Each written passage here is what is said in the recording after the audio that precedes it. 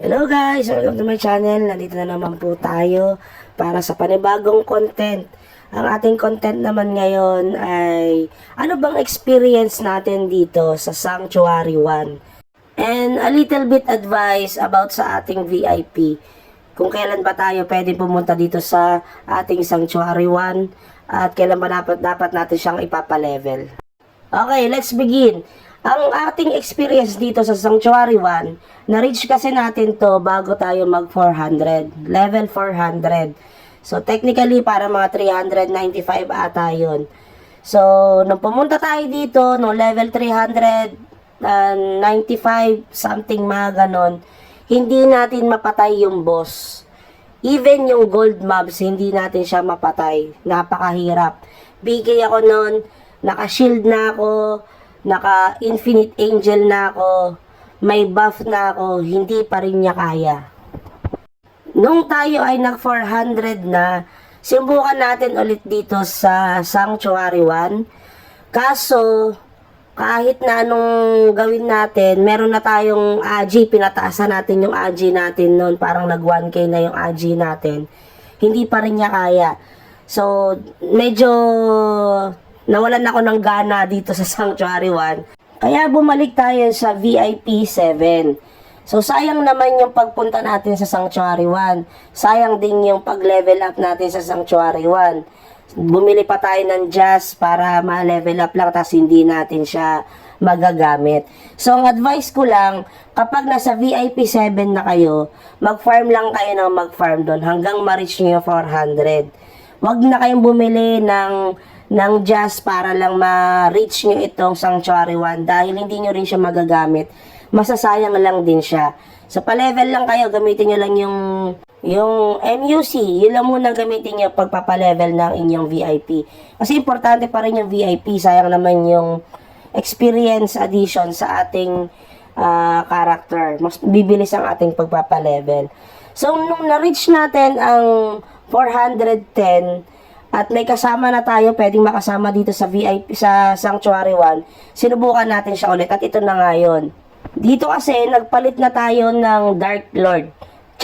No? Dahil nga, sa BK kasi, feeling ko hindi niya pa rin kaya dahil nga million. Mahihirapan akong umatras kapag pinapatay ko tong mga red boss. So, nag-range tayo, nagpalit tayo para kahit papano ma-farm naman natin tong sa Sanctuary 1. Sayang naman kasi yung pagpapalevel natin dito.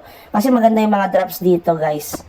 Kaya rin tayo nag-DL cha para kasi kumunat tayo. Kaya natin siyang tangkihin itong sa Sanctuary 1. Yun naman talaga ang pinaka-purpose ko dito. Makunat na karakter at the same time yung long range para kapag konti na lang buhay natin, pwede na natin siyang atrasan, then lagyan ng konti, tapos hit lang ng hit.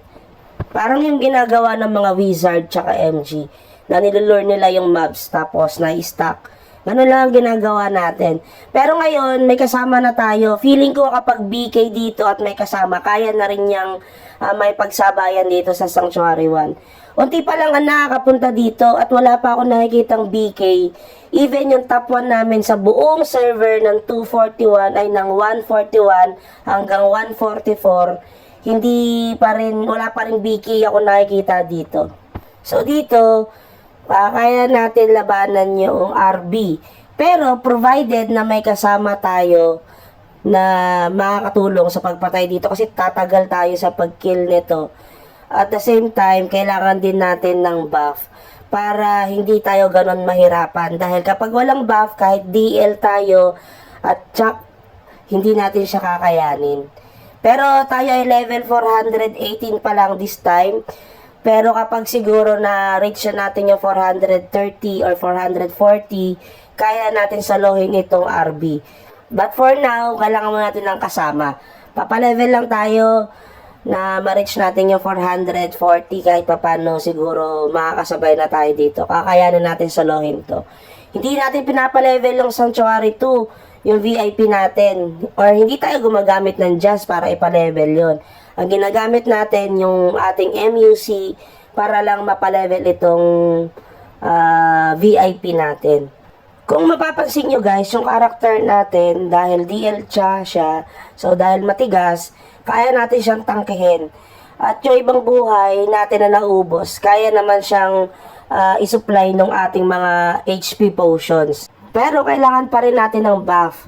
At the same time kasama para mabilis mapatay ito. Pero kung ako lang kasi, baka makakadalawang balik ako dito. Or sabihin natin, iluluro ko pa tong RB dito, tas matagal ko siyang patayin. Sayang naman yung oras natin, baka hindi natin ma-farm yung mga RB dito lahat. Tapos, dahil matagal natin siyang patayin, baka ma-level gap tayo dito. So, kailangan natin na may kasama. Para sila yung pwedeng mag-free hit. Lalo MG tsaka Wizard, ang lakas ng DPS nila, yung damage per seconds. Kasi, pag na-level gap tayo, hindi na natin makukuha yung bounty. Eh, sayang yung bonus ng item na ibibigay ng Fenrir. Diba? So, kaya, dire-diretso lang tayo na patayin yung RB na may kasama. So, kung mapapansin nyo, medyo nababawasan naman natin siya, na-free farm natin itong mga RB dito.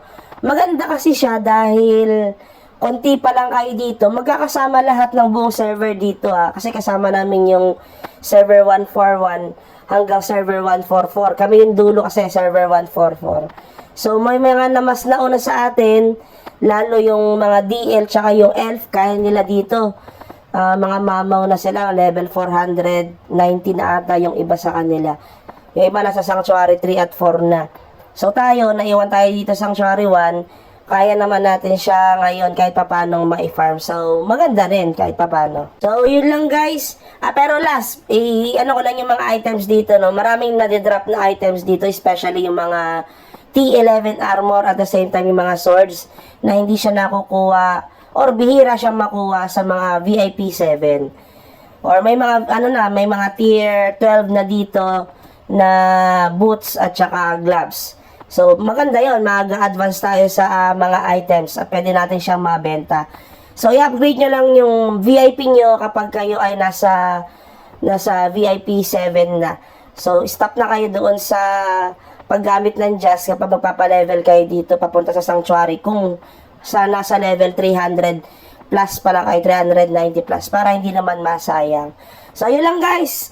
Sana may na-share tayo at maging guide dito para sa paglalaro natin ng MU. Enjoy playing guys. Bye bye and have a good day.